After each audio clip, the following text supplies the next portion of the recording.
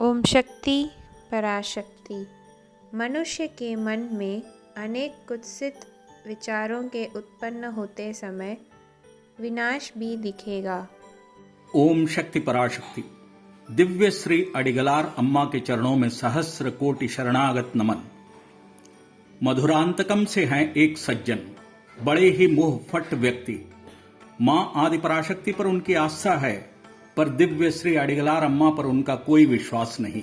उन पर गलत टिप्पणियां कसते, किसी भी विषय को विपरीत ढंग से सोचना और पेश करना इनकी आदत में शुमार था। और दूसरी तरफ उनकी पत्नी को अडिगलार अम्मा पर अगाध भक्ति, उनकी महिमा की उन्हें अच्छी समझ थी। जब भी उनके पति अडिगलार अम्मा के बारे में उटपटांग बोलते तो वह डर से कांपती रहती और तड़पती रहती। हे मां, मेरे पति को दंडित न कर देना, उन्हें सद्बुद्धि दो, ऐसी मनौतियां और मिन्नतें करती रहती। उन्हें सुधार कर तुम्हारे पथ में लाना तुम्हारी जिम्मेदारी है, यही हर समय उसकी प्रार्थना होती।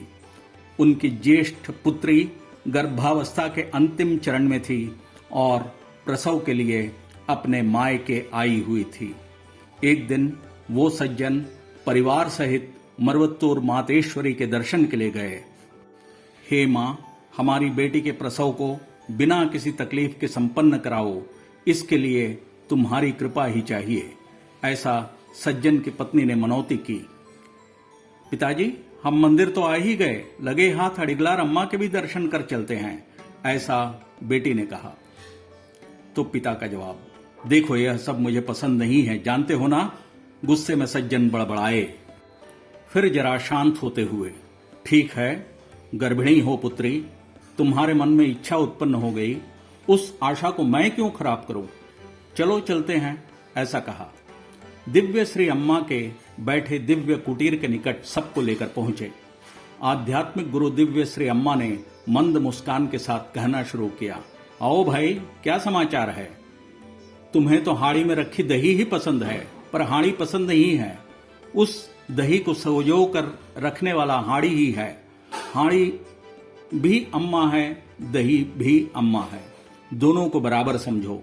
इस हाड़ी को धीरे धीरे समझोगे, तुम्हारी पुत्री का प्रसव सुचारू रूप से होगा, इसीलिए आए हो ना। तुम्हारी पुत्री की प्रसव की अम्मा देख रेख करेगी, सब कुछ सही ढंग से संपन्न होगा, ऐसा कहते हुए प्रस्थान की आज्ञा दे दी।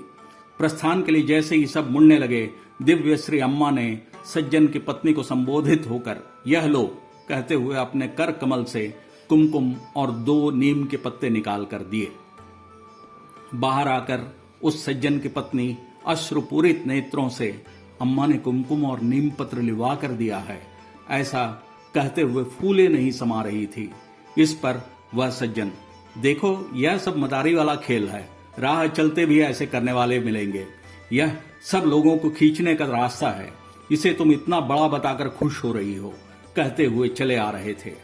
घर पहुंचकर कुछ ही घंटों में पुत्री को प्रसव वेदना आनी शुरू हो गई। सज्जन की पत्नी अम्मा को नमस्कार कर प्रार्थना करते हुए पुत्री को एक निकटवर्ती निजी चिकित्सालय में भर्ती करा दिया।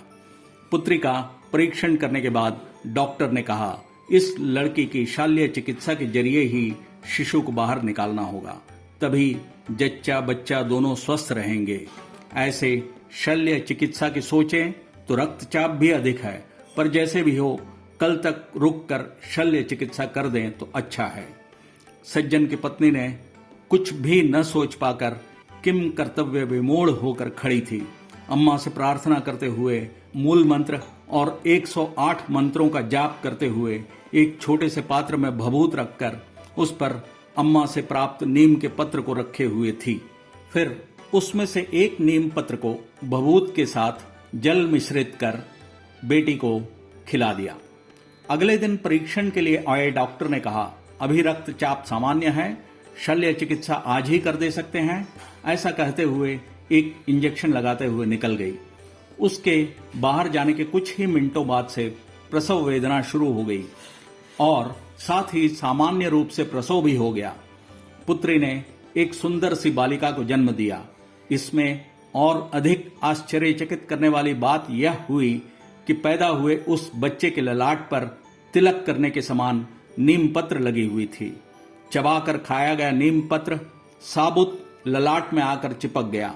जल में घोलकर लिया गया भभूत शिशु के ललाट पर कैसे सुंदर तिलक के समान लेपन हुआ। मदारी का खेल की संज्ञा देने वाले उस सज्जन की समझ में कुछ नहीं आया। तुम्हारी पुत्री के प्रसव की अम्मा देखरेख करेगी। अम्मा के इन शब्दों का अर्थ उसकी समझ में आ रहा था। शल्य चिकित्सा के बगैर सामान्य प्रसव अम्मा की शक्ति से ही संभव हुआ है। अडिगलार अम्मा के आशीर्वाद से ही हुआ है। ना समझी में मैंने अनाप शनाप बोल दिया। गलती गलती ही है। मैं फिर से अडिगलार अम्मा के पास जाकर पैरों में गिरकर माफी मांगूंगा।